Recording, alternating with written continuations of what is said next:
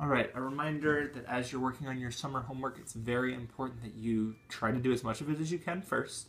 And then after you've done everything that you can, if you need to get help from videos, from a friend, from a teacher, after getting help, a day later or a few hours later, you go back and you make sure that if you were to do it yourself now, you understand it well enough to actually get it. So let's look at this. The second part is linear functions, which is going to be very important for calculus. We use this a lot in Algebra 1, and now it comes back very strong. So the first section is writing the equation of a line. And in Algebra 1, you probably used the form of a line y equals mx plus b, where b is the y-intercept, and m is the slope. In calculus, it is a much more useful form to use the transformation form. Basically, this is like you take y equals x, and this is how far it got shifted to the right. This is how far it got shifted up. And this is how much it got vertically stretched. It's just a transformation applied to a line. M is again going to be the slope. This is the shift right. So this is the x1 point. This will be a point. And this will be the shift up. Notice that this one will be backwards, and this one won't be, just like when we did transformations of all other functions. So let's look how this works. If we have a point, and this is in calculus, a lot of times we will just have the slope, and we will have a point, and you can just write the equation of a line directly.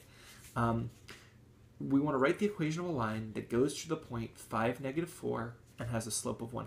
Well, all we need is a point and a slope, and we can write the equation of a line. Here's our point, here's our slope.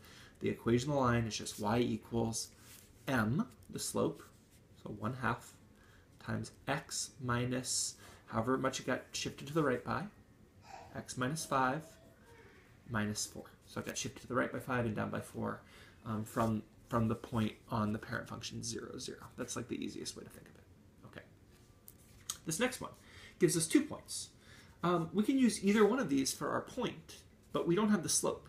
So we have to be able to find the slope, and the slope is the change in y divided by the change in x, y2 minus y1 divided by x2 minus x1. That gives us the slope. And so I'm going to say this is 0.2 and this is 0.1. So y2 is going to be negative 1. This is the y value.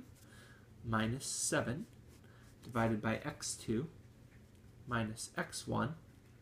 And so we get negative 8 over 2, which is negative 4. So we have our slope, we have a point, and it's interesting. We've got 2 points to choose from, but it doesn't matter. They'll make the same line. So there are 2 possible answers here. I'll do it in red.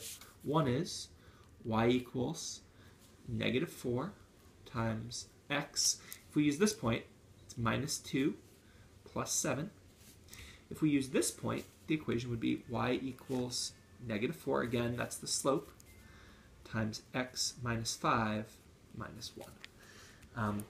So it's just the transformation, and we can use either one of those points, because it doesn't matter which one we think of as the vertex moving.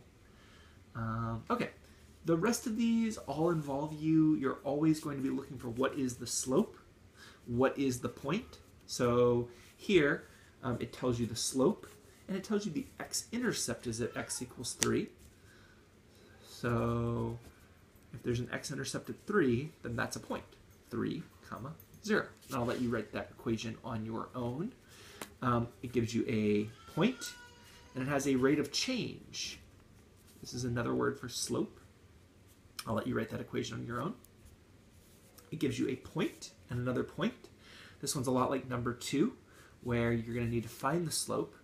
I want to do this one with you because there's a cool other thing we can do, and I'd like to show you. So let's see, it has a y-intercept at y equals 5 and an x-intercept at x equals 3. So this point is 0, 5, and 3, 0. The change in y's is 0 minus 5 divided by 3 minus 0. So that's negative 5/3. That's the slope. This is the slope. So we can use either one of these points.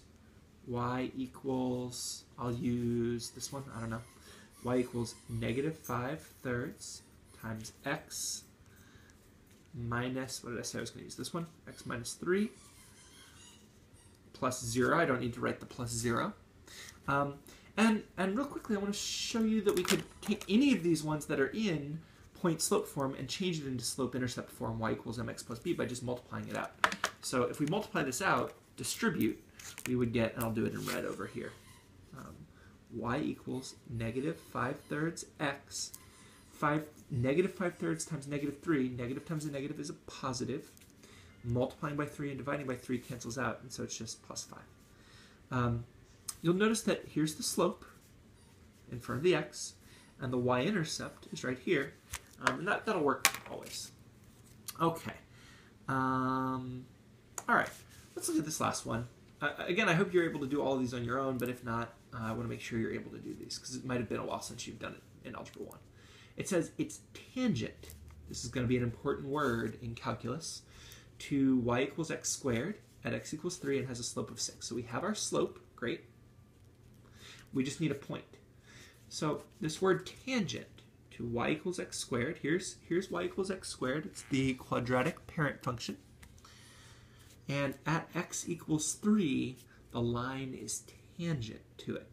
A tangent line is a line that barely touches something. You did it in geometry. You found tangent lines to circles.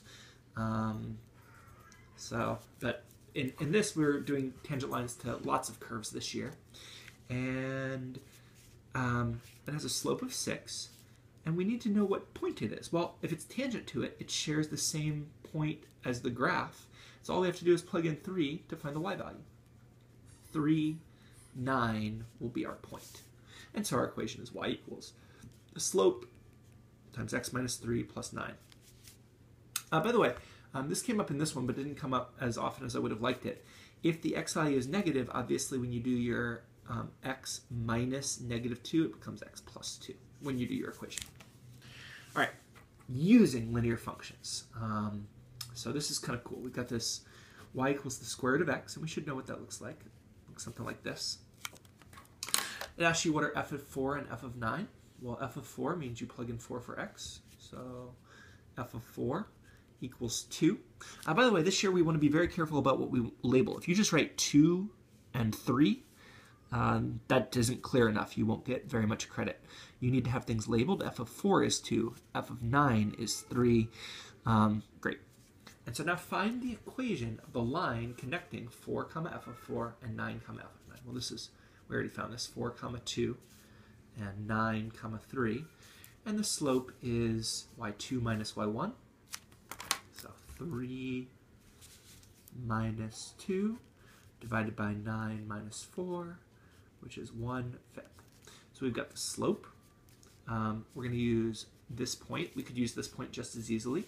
And the equation is y equals 1/5 x minus 4 plus 2.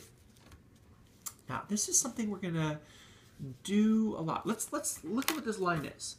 Basically, there's this point at 4, 2 with a slope of 1/5. It is the tangent line to, or sorry, it's the line that's going between this one and this one. Yikes. That's really ugly. I want to redraw this graph right here so I can have a better graph of what's going on. I wish I had graph paper. That would make this easier. So we've got this point at 4, 2. We've got this other point at 9, 3. And we've made a line connecting it. And what we'll see in calculus is that linear functions, at least nearby the points, are very good at estimating the values of square roots. So we want to know what is the value of the linear function at x equals 7. And to do that, well, here's our linear function. We can just plug in x equals 7. Y equals 1/5 times 7 minus 4 plus 2. 7 minus 4 is 3.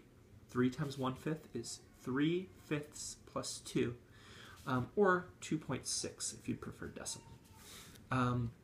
If you have a calculator on you, I do not, but if you do the square root of 7, it should be pretty near 2.6, because what's happening is we're finding the value of the linear function, and that's pretty close to the value of the square root function. So that's a cool thing we'll be doing later this year. We'll go into it in a lot more depth. But if you want to check right now and see how close the square root of 7 is to 2.6, it won't equal it exactly, but it'll be close. I will let you do the rest of these on your own. Best of luck on this. I think it's very similar to what we've already been doing. Again, after you have gotten some help on it, if there were any of these problems you needed help on, go back over later, cover up your answer, and see, could you do it yourself? Do you actually know it now? That's the important thing from all of your homeworks.